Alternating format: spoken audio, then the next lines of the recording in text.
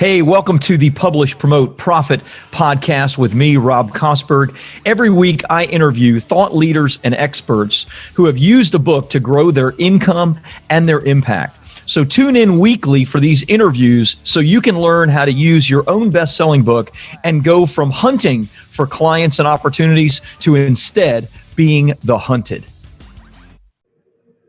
All right. Hey, welcome everybody. Rob Kosberg here for the Publish, Promote, Profit podcast. Excited to be with you today with our guest, Dan Nicholson. I'm going to tell you a little bit about Dan. Dan fits what we do to a T here, not just because of his expertise, but how he uses publishing, a book that he has coming out, as well as a podcast and media that he's been on to grow his platform and attract clients and make a difference in their lives. So Dan's a lifelong entrepreneur, relentlessly curious. I love that. And hopelessly sarcastic. Good. Then we'll have some fun. After completing a prestigious fellowship and working for some of the largest, most successful companies in the world, Dan gave it all up, started his own firm, a man after my own heart, where he was able to develop tools to help his clients and partners answer the one question all successful business owners are asking themselves: am I going to be okay? Very good. Through his financial certainty methodologies. Financial certainty is an unconventional way of looking at business growth. Instead of focusing on acquiring more, the focus is on getting closer to the things that actually matter to the business owner, entrepreneur. Love that.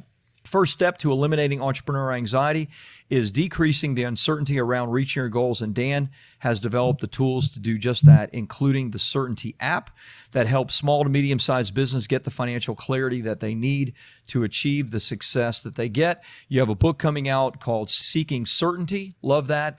And you host the Rigging the Game podcast. I love the name of that. So Dan, great to have you on. Thanks for taking some time with us. Yeah, super excited to chat with you today. So tell me about Rigging the Game. Where did that name come from? And tell me about your sarcastic nature and how that fits into being a CPA. Yeah, well, I have this weird identity crisis where I have all these credentials that make me appear like I'm a CPA, but yet I actively try to avoid, I am a CPA, I have the license, but I actively avoid trying to be referred to as an accountant. I know my wife is annoyed with me when it's like she had a bad dream or something last night where I did something inappropriate, where she introduces me to someone as an accountant. It's like, ooh, I did something wrong. I'm in the doghouse. By telling people you're an accountant. Yeah, it's like a few months back, of course, everything is virtual. We had a parent-teacher conference for my oldest first grade, and of course, virtual. And in like the back and forth of getting it scheduled, my wife says something like, "Oh yeah, Dan's an accountant. He owns an accounting firm." It's like, I did something. She knows I hate being referred to as an accountant, so I did something. I could figure out what that was. But so I consider myself to be an entrepreneur, and I happen to know a bunch about accounting, and am a recovering people pleaser and a recovering perfectionist. And in sort of the process of being both a people pleaser and being a perfectionist, that I used to think that if I just tried really hard and I did all the research, that I would get the results. And what I realized more often than not, there wasn't necessarily a direct correlation to effort and research and the outcome that you want. It's actually understanding the way that the system works. Every system's perfectly designed to create the outcome that it's generating. So if you know how the system works, then you can change the inputs to get the outcome that you want. So every system is rigged, in my opinion. It's designed to get the outcome it's getting. And so why don't I just reverse engineer it so that I get the outcome that I want? So I'm not talking about people here rigging the game. They think it's something nefarious. It's more about how do I make sure that I get the outcomes that I want, that I'm okay with. I love that. I have a buddy in the entrepreneurial space that loves to say to people that they should congratulate themselves because they are in the exact spot in their life that they have been working towards. And oftentimes people hate that idea that they have actually, created a system to be whatever they are. If they're overweight, then that. If they're not financially set, then they're that. So that's the system, right? Yeah, I 100% align with that. Yeah, love that. I completely agree. I bet it offends some people, but you got to rig the system in your favor. That's the whole idea. That's right. I mean, to me, business is a sport. It's a full contact sport. Yeah. You make a lot of bets, right? It's almost like gambling. And so if you're going to take all the risk, and usually when I do public speaking, I typically end like this, which is basically like if you're going to take all the risk, then what, you might as well play your game. Like otherwise, what's the point? Right. So if you're not getting the outcomes that you want, what's the point? It's time to kind of take a step back and figure out how to rig the game, how to re-engineer things to get what you want. Absolutely love that. That's very cool. Tell me, it's interesting. You're not a recovering CPA, but a CPA that doesn't like to be referred to as an accountant, right? So tell me, I mean, you've obviously rigged your system in a way that fits for you. And so tell me a little bit about what you do, how you do it, how you take the skills that you developed as a CPA and use them in such a way to really make a difference in business owners' lives. Yeah, I'm cursed with the need to constantly ask why. Why is this happening? And so this is like this constant narrative that exists inside. And so for the last almost 11 years, one of my businesses is an accounting firm. So ironic that I don't like being called an accountant. What I realized almost 11 years ago is that 42,000 firms in the US, if you have 10 people, you're the 400th biggest firm. So almost everybody's working with a team of one or two. Wow. And most accountants are basically archaeologists. I say that lovingly, but they just dig up the past, right? They don't spend any time on the future. And that the questions that almost every client and business owner are asking, taxes, if you're an accountant, they're asking you tax questions or they're asking you bookkeeping questions, but that's not really why they're asking you that. People want to pay less in tax because they want more cash, and they want more cash because they want to pay for the things that they actually want. If someone was paying a bunch in taxes, but it was getting them exactly what they wanted, they would care less about paying taxes, right? If I just wrote a check to the IRS and I got the car back that I wanted, like, okay, cool, not as big of a deal. It's that people feel like they're not able to get closer to the things that they want. And so that's sort of been this issue that I've been scratching at, which is how do I help people get closer to the things that they want? What is it that's really bothering them? It's this feeling of uncertainty. I heard this equation a few years ago that helped me crystallize it. And it said anxiety equals uncertainty times powerlessness. It's like, okay, there it is. I'm a math nerd. I can drop in financial and go, okay, financial anxiety equals financial uncertainty times financial powerlessness. And so that's what I'm doing. I'm helping people get more certainty around their finances and have more power over their finances so they have less financial anxiety. I know, by the way, every business decision is a financial decision. So if I help them have less financial anxiety, they typically also just generally have less anxiety. So accounting, tax is just a tool for helping people solve that equation. And that's the fun part to me. I love that. I've always thought, and of course I've heard this, so it's not like I developed this myself, but I have to remind myself sometimes, and I think very strongly that, you know what, if money can solve your problem, then you don't have a problem. I mean, unless it's so big that you don't have enough money to solve it. But if money can solve it, then it's a problem that is solvable. And most business owners, I think, struggle with that idea, maybe because they don't have the money or they're operating in these small teams and are struggling with, gaining what it is, as you said, gaining what it is that they really want from their business. Mm-hmm. Well, if you think about Google Maps, for example, we have to put in our starting destination and our final destination. Otherwise, the directions are wrong, right? If one of those two is incorrect, the nefarious thing that business owners do is that they start a business or businesses and with this initial objective that they want, maybe to make more, not have to work in a job any longer, or maybe it's some sort of legacy thing, but they skip fully defining the final destination. What are the things I'm really trying to fund? They might build a really cool vision board, but the problem is with the vision board is that that's still not a solvable equation, right? What we really need to do is take our vision board and take all those things and turn it into an equation. Give it a date, give it a dollar value, right? If I want financial security, there's a dollar value to that. There's a date that I want to achieve it by. 10 more hours per week, there's a dollar value to that. There's a date that you could achieve it by.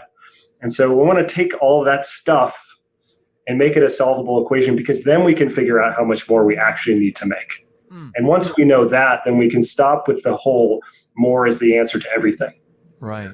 More clients is not necessarily the answer if you want more free time with your kids. Right. Like more, and we could go on and on about that. But the problem is that the vision board either never gets made or it never gets turned into a solvable equation. And so then you're always trying to solve it with just trying to do more. Love that. Tell me, it sounds like that's kind of the beginning of your program, or at least one of your programs. Give me the steps. So you try to define the equation or help the entrepreneur. It doesn't even have to be an entrepreneur. Anybody needs to have a destination. So you try to define the destination. What are the steps of this process?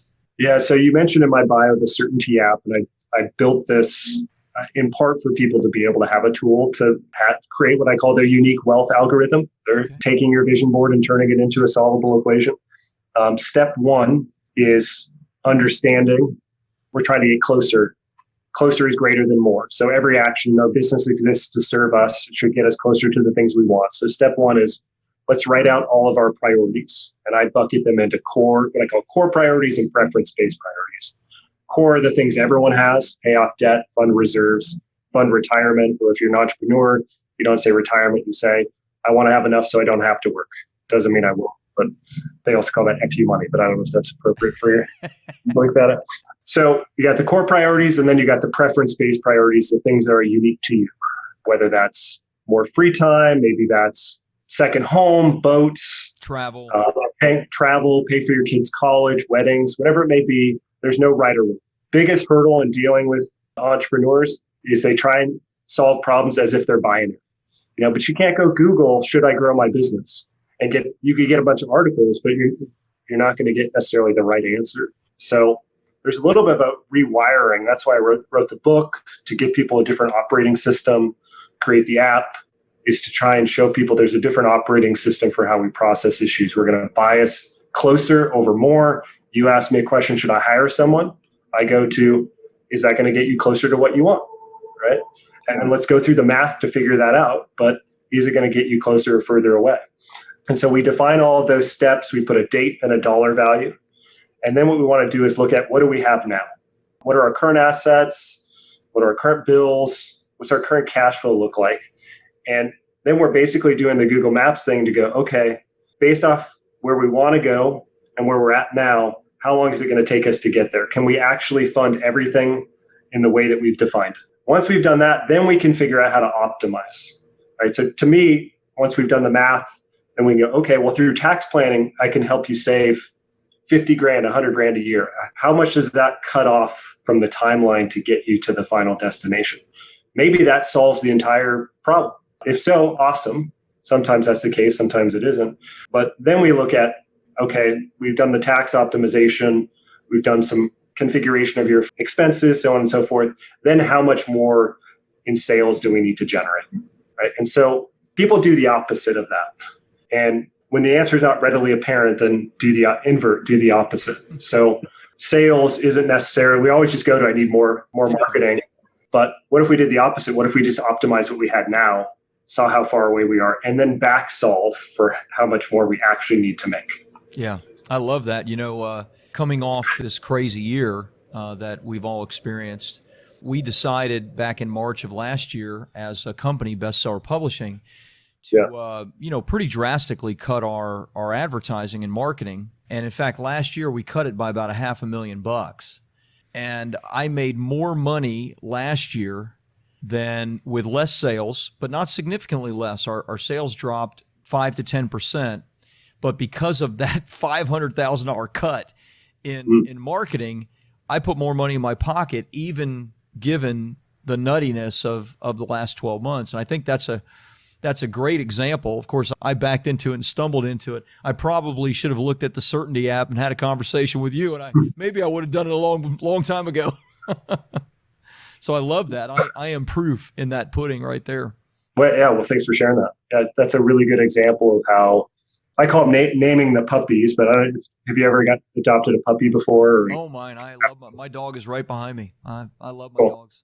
So if you go down to adopt a puppy, or you look at Pet Finder or something like that, and you see the one that you want and you give it a name, like that's your puppy, right? You're not leaving. What's your dog's name? Bob. Bob. So I love that. I love either serious names or like ridiculous names. So Bob is awesome. Our dog's name is Pickles. Nice. Love it.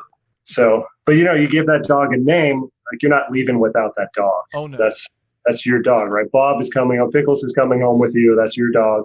We have so many puppies in our business of ideas that we had, things we bought, investments that we've made, that they become ours and we get anchored to them and we can't let them go. And it ends up costing us more. And I have this whole process called cash flow engineering that I do for cash for our clients, and sort of once a quarter going. We're basically looking for. That sounds bad when you carry the analogy through, but where are all the puppies you have in your business? We can get rid of. No, you're getting rid of the puppies, man. We're getting rid of the puppies, the metaphorical puppies that are. But we have so many of them. Yeah. And marketing can be a good example of that, where it fueled us for a long time. It was essential, but is it still essential? And what is the data actually telling us? We strategize and execute without actually compiling and analyzing. Yeah, no, I love that. Like I said, I'm a marketing person by nature. And I mean, obviously that served me very well in my business, but it also, being the entrepreneur that I am, I always, I do the ADD thing, and I've got 11 different ideas for new ads and new campaigns. And I had all of this fat and fluff, and I would have never, we cut it because we didn't know what would happen when the pandemic first hit. And then, cut 40,000 in a month. And I'm like, wow, we made about the same number of sales. Let's cut it again next month to see what happens. And before you know it, we're like, geez, all of this was fat. All of this these were my puppy projects, using your analogy, that weren't really amounting to any real dollars in the company. Yep. Love that. Let's shift gears for just a second. There's kind of two phases to this. There's what's your magic and what do you do? And I love the stuff that you do.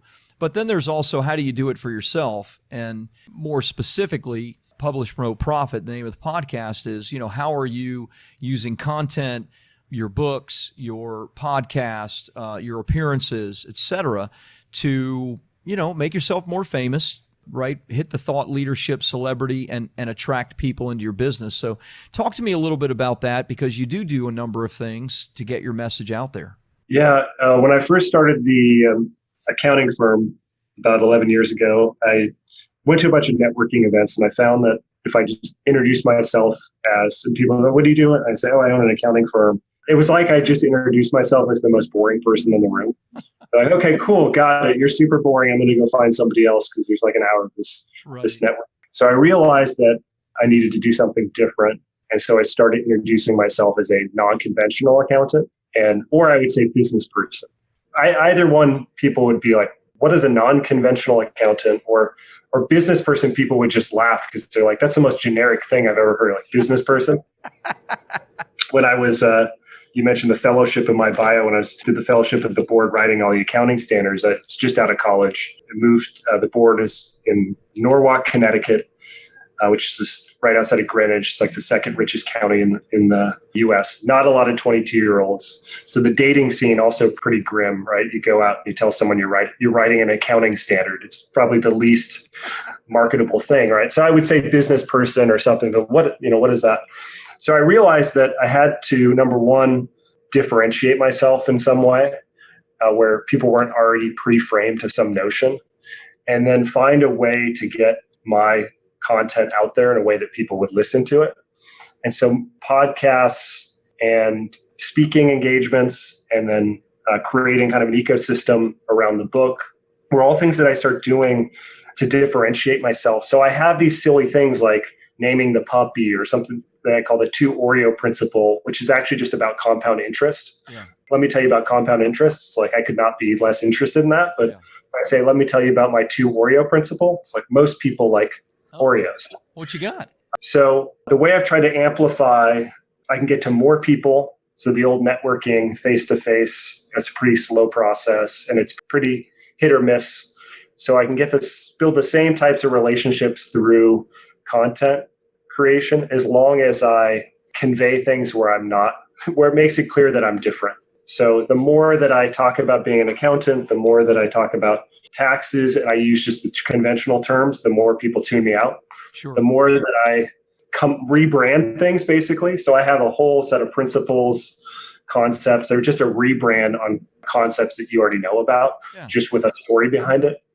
So that's sort of been my approach. And it all was informed by dating just out of college and then starting a business and having the same outcomes where people are like, got it, you're pretty boring. It's like, no, I'm only kind of boring. I'm not really boring, just kind of boring. Give me a shot here. I love it. I love it. I love your take on things. Very unique. I'm sure it's attractive to people. Give me some results. Like, how does your podcast help you with your business? Do you send people through a funnel of sorts? Are you on a regular basis, being contacted on social media? Hey, I need your help. Hey, I heard the 2 Oreo principle. I want to have a conversation about it. What's all that look like? Yeah, it's sort of a flywheel where it all builds on itself and intersects. So I try to be on a few shows a month. Sometimes it's a push to do it in a concentrated period of time if I have something coming out, just to create momentum. But most of what my ad spend is video view ad spend. And then retargeting?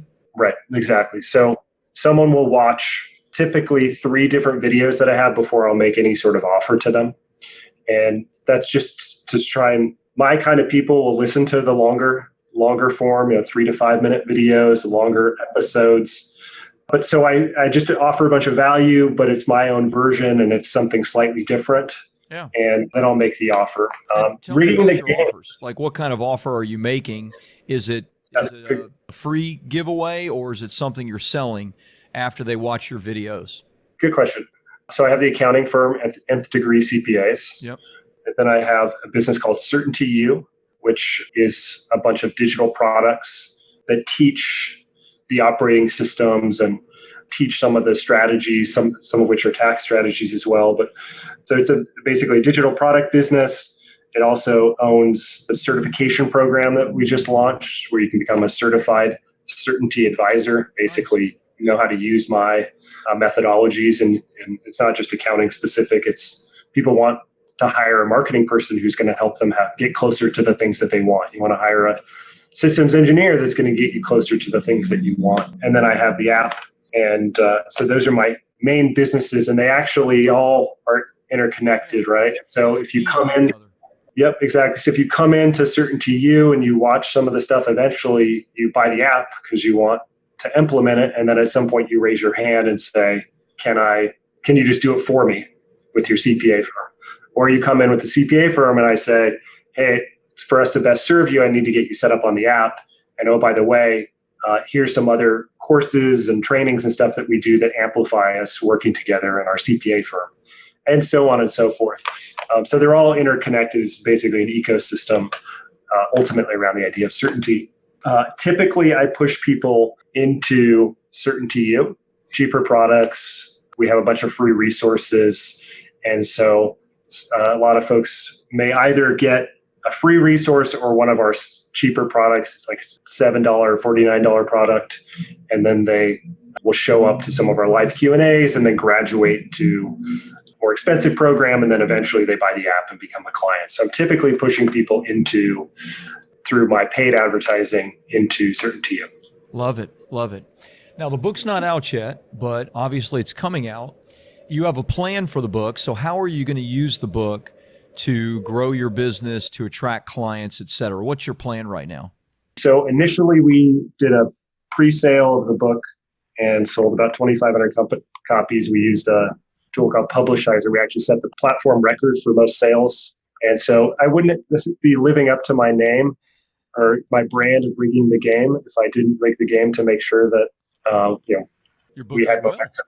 Yeah. We had momentum on the book. And so you know way more about this than I do, so probably speaking out of depth. But I'm using the book in a few different angles. One is an authority piece. Ultimately, though, I want to teach people the methodologies. How do you create sustained financial certainty? Because then you're going to want to use the app or my CPA firm. But I'm really trying to push people to the app. So I actually built Certainty U and I started writing the book because I wanted to sell the app. Yeah. The app is like the long-term home run play potentially. Yep. And so trying to get enough momentum on the book for people to know about what we're doing so they're going to want to use the app. Love it. Love it. I'm sure you've seen free plus shipping funnels. Mhm. That would be a great strategy. I don't know what's the cost of the app. For it's 90 right now. It's $97 for a year. So you could run a free plus shipping funnel, get people into the front end of your book. Books free, $7.95 for shipping. Then you could do a number of upsells. $97 for a year as one of your upsells that directly connects to the content of the book is not that difficult a sale. And it's a great, add-on. Plus, you have a lot of other content that you could offer. Obviously, an audio version of the book is a great upsell. My Publish Promote Profit book funnel, we've done about $3 million in the last 14 to 16 months just in that one funnel. And of course, that's not selling books, although we have pushed probably 20,000 books in that period of time, but it's all the back end. And our courses, but primarily our done-for-you services, which is, I guess, akin to your accounting. So if you haven't thought about that, you totally should. It would be a great fit for you. That's awesome. Well, thanks for sharing that. Yeah, my pleasure. I think that I know it would work. It's a great offer with the stuff that you're doing. And the app sounds exciting. I'm actually going to go on and get it myself. So you'll have to tell us where to get it and all of that. So, For sure. if that's where you want people to go, then that's the place they should. And I bet from the standpoint of, getting like a great degree of being able to do it yourself, the app must maybe take a minute and describe what the app is and what I'm going to engage with when I go buy it after this podcast. Yeah. So the idea of the app is that it's, as far as I know, the first app of its kind that connects your personal priorities and finances with your businesses. So step one is defining your unique wealth algorithm. One of the things you're trying to fund. So setting up all those priorities, your core priorities, your preference-based priorities, connecting your bank accounts and different assets, cash flow, so you can see in a dashboard, am I getting closer or further away from funding all those priorities? In other words, can I hit those targets? And if not, how much additional cash do I need to make each year to be able to hit those dates? And if you change the dates or you add new priorities or up, maybe you thought you wanted a $500,000 house, now you want a $750,000 house, how does that change how much you need to make? So that's the personal side. And then on the business side, new things that we're rolling out, connect your businesses. And you can see how implementing some of the strategies, re-engineering your cash flow, so on and so forth, will generate more cash for you. And by having more cash, how does that impact your timelines, your dashboard of your priorities?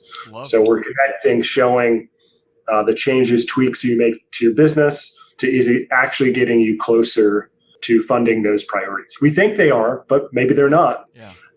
And so you'll be able to see line items of how the changes impacted your timeline. Well, I love it. I'm sorry, I'm excited about it. I love the idea.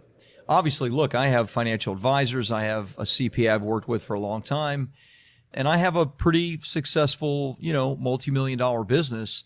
But, taking the time to really figure out, okay, what do I want? I mean, I'm 56, so I'm not a kid. So it's like, okay, I'm not looking to retire or sell everything, but, you do want to have a deadline on some of this stuff, right? Yeah, and it's not to say that those deadlines are fixed. The reality is that we move the goalposts. Someone might think that, oh, this is all that I need. I've got it. And then 6 months, I call it voting with your money. I went through this exercise, numerous times with one person in particular who told me, oh, my number one priority is that I want to pay off my family farm. I want to pay it off. Okay, cool. We go through the whole exercise of optimization and we show her, okay, here, we can actually generate enough cash, redirect what you are going to pay to the IRS, you can pay off your farm. So let's execute that. She said, well, actually what I want to do is move to California. Cool. No right or wrong.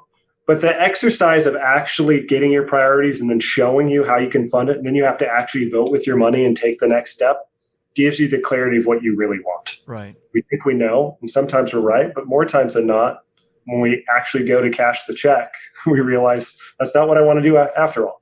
Yeah. So being able to see it, visualize it is key. Dan, great stuff. Great stuff on both ends. I love what you're doing to drive growth for your business. I love what your business is as well. Very, very needed. Most entrepreneurs are like herding cats. I'm sure you know that better than me. So tell us, where can people get the app? Where can they learn more about you? Where do you want to direct us? Yeah, shockingly, I was able to get the domain certaintyapp.com. So if you want the app, certaintyapp.com is the place to go. And a ton of new features coming out. Some I'm really excited about. New thing called virtualized bank accounts, where you can take one account but make it look like you've got 5 or 6 based off risk buckets. So if you're trying to do something like Profit First, it's a more efficient way to do it without opening 20 accounts. So a bunch of stuff going in there. Love that. I got a buddy that does Profit First, and he's just so annoyed by having to have so many bank accounts rolling at the same time. And quite honestly, that's why I chose not to do it. So that's good. I've got my own angle on it. I call it dynamic bank accounts. And the idea is that you set specific rules for how much you want to have in those accounts. And then I want to have 3 times average payroll. And so then as your payroll goes up, that amount you need to have in a reserve, that target goes up. And so then you can use the app and those rules to figure out how much can I actually afford. And so if I'm underfunded in my payroll reserve, maybe I can't afford to hire someone right now. So I'm trying to use the bank accounts. I'm trying to do 2 things. I'm trying to use virtual bank accounts for decision making. There's something called the mental accounting bias that says, if we don't do this, we're going to violate basic economic principles. So try to use the reserves or the virtualized accounts to tell me what I can and can't afford to do, and also for it to prevent bad things from happening. So it tells me not to do something before I do it. Yeah. You want Profit First. Things.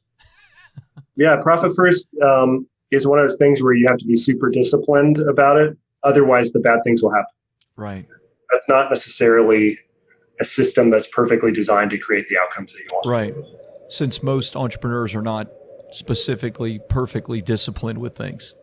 Yeah. You look at something like Colby A Index, if you're familiar. I am, yeah. Most entrepreneurs are not high on follow through and high on fact finder. No. We're high on quick start or maybe implementation. Well, guess who tends to do really well with Profit First? People who are really high follow through, high fact finders. Not most entrepreneurs. Super rigid structure. So you got to meet people at their point of need, design a system based off their disposition. Otherwise, they feel a bunch of shame because I should be able to do this. Everyone else is doing it. Well, no, the system just doesn't work for you. Do a different system. Love it. Great stuff, my friend. Thank you. So certaintyapp.com. Anything else you want to give them, or is that the best place for all of us to start? You can go to CertaintyU as well. We got a bunch of free resources there. Great. CertaintyU.com, certaintyapp.com. Love it. Hey, thanks for taking some time with us. Great insights. Love your sarcastic wit. And I'm going to check out your podcast too. So right on. Thanks, brother. Appreciate it. Yeah, thank you. My pleasure.